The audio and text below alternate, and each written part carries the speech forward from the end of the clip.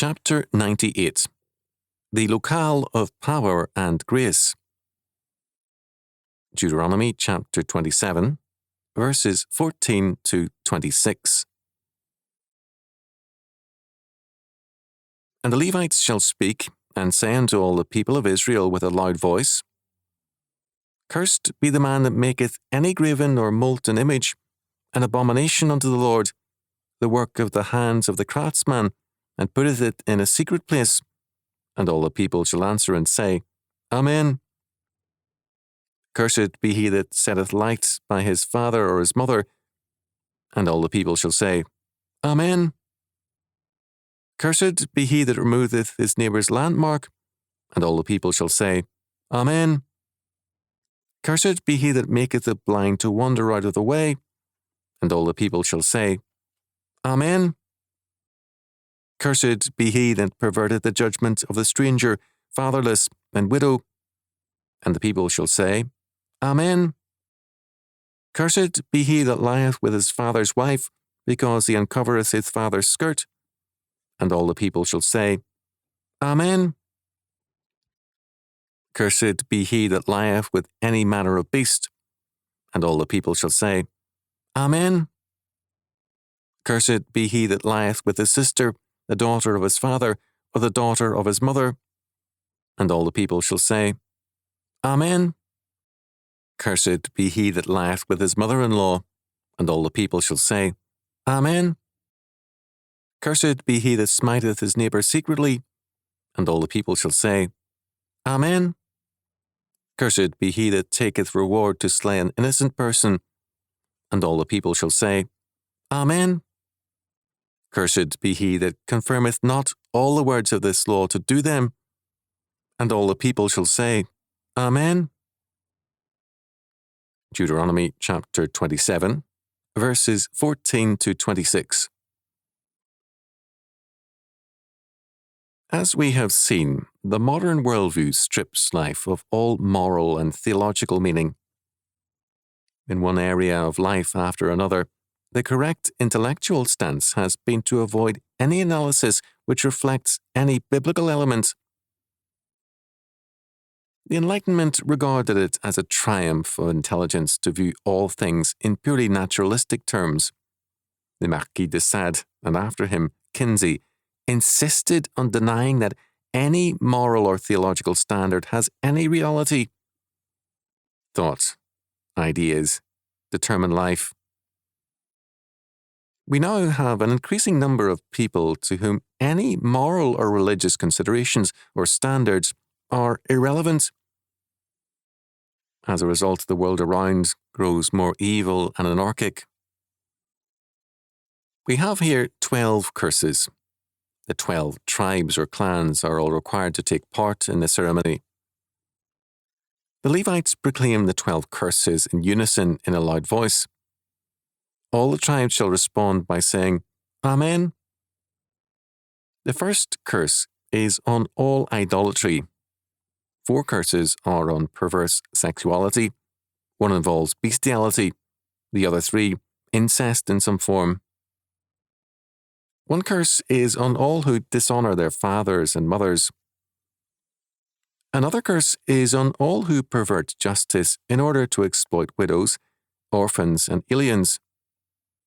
Another is on all who mock the blind by misdirecting them. 2 are concerned with violence against others. In the one case, secret violence against a neighbour. In the other, hiring someone to kill an innocent person. Another curse is on all who remove or misplace landmarks to increase their own land's limits. The final curse is on all who will not confirm the whole law, that is, make it their way of life. There is an important strand in these curses. They deal, in most cases, with perversity. Not too long after World War II, I learned that police were encountering in growing numbers cases of incest. The appeal of such an offence to the perpetrators was its perversity.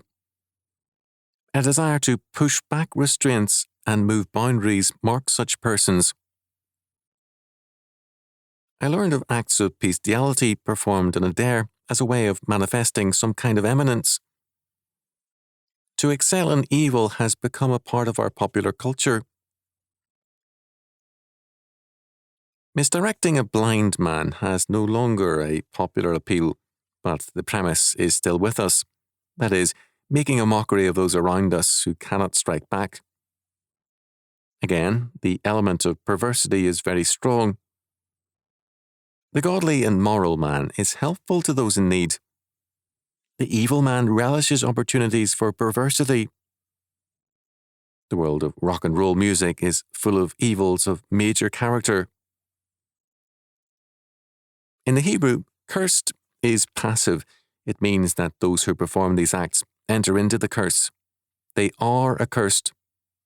Amen means firm, assured. It is or will be so. Now, an important aspect of naturalism, whether in a modern form, as in Sad and Kinsey, or in the ancient paganisms, Hittite, Canaanite, and others, was its belief in acts of chaos as revitalizing. In some ancient religions, it was held that sexual intercourse with a sacral animal could lead to physical union with the deity. The Roman Saturnalia had suspended all laws and work, except for bakers, and crowned as king a condemned criminal for the duration. He then possessed the queen and had free reign for the entire time of the Saturnalia, as did all. Anti-morality was the law of the carnival, and its purpose was to revitalize society by lawlessness. We have a survival in the Mardi Gras. In biblical faith, power and grace come from above, from God. In ancient and modern paganism, power and grace come from below. The greater the moral anarchy, the greater the revitalization. Rulers, thus, were above the moral law, as in the cases of Nero, Caligula, and others. In the modern world, this evil doctrine persists in such beliefs as the royal privilege, the artist's freedom to be above the law, and so on.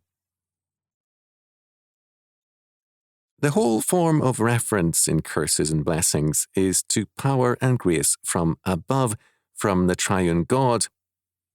This is why the language of curses and blessings is so alien to modern man. It refers to a personal world, a personal God, and persons on earth, whereas the modern view is impersonal, or else depersonalizes. It was an important aspect of the Church's teaching over the centuries to stress that the opposite of the true faith is the anathema. To act as one who could pick and choose where the faith is concerned was to be a heretic and accursed. In fact, in its original form, the Nicene Creed ended with these words: "And whosoever shall say that there was a time when the Son of God was not, or that before he was begotten he was not, or that he was made of things that were not, or that he is of a different substance or essence from the Father, or that he is a creature, or subject to change or conversion, they that so say, the Catholic and Apostolic Church anathematizes them." The 12th curse is general. It demands full obedience to the whole of God's law. "A curse on the man who will not give effect to the words of the law," Moffat's version. The law is the way of life and blessing, whereas disobedience is the way of cursing and death. Psalm 1. Men can look for good from God or from this world. Their standards can reflect God's law or their own wishes. There is nothing impersonal nor mechanical about it. The modern appetite is for success with no strings attached, no obligations to anyone. To be a success means owing nothing to any man, to succeed entirely on one's own. But the Bible tells us that no man can live only unto himself without paying a deadly price, as the Bible declares that character governs more than human life. As Andrew Harper wrote almost a century ago, a truly modern mind scorns the idea that the fertility of the soil can be affected by immorality. Yet there is the whole of Mesopotamia to show that misgovernment can make a garden into a desert. In Palestine, the same thing may be seen. Under Turkish domination, the character of the soil has been entirely changed. In many places where in ancient days the hills were terraced to the top, the sweeping rains have had their way, and the very soil has been carried off, leaving only rocks to blister the pitiless sun. Even in the less likely sphere of animal fecundity, modern science shows that peace and good government and righteous order are causes of extraordinary powers. And the movements which are going on around us at this day in the elevation and depression of nations and races have a visible connection with fidelity or lack of fidelity to known principles of order and justice.